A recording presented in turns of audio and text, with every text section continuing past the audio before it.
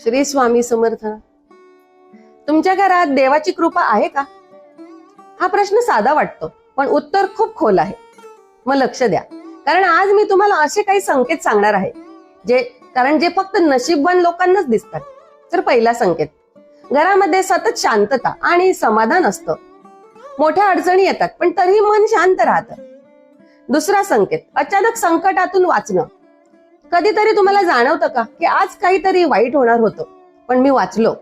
मग हा योगायोग नसतो, ही देवाची कृपा असते.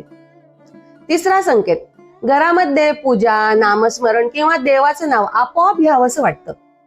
हे मनातून येत असेल तर समजून जा की देव तुमच्या जवळ आहे. आणि चौथा संकेत, वाईट वेळ आली तरी काहीतरी मार्ग नक्की निघतो. मन घाबरत नाही. दरवेळी शेवटच्या क्षणी मदत मिळते. मग हा संकेत खूप मोठा असू शकतो. आणि पाचवा आणि सर्वात महत्वाचा संकेत, तुमच्या घरामध्ये सकारात्मक ऊर्जा जाणवते. घरात येताना मन हलकं होतं आणि मग शांत वाटतं.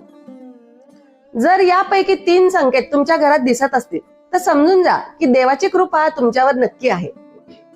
पण लक्षात ठेवा, कृपा टिकवायची असेल तर दररोज थोडं नामस्मरण करा, थोडी देवाला प्रार्थना करा आणि चांगले विचार ठेवा.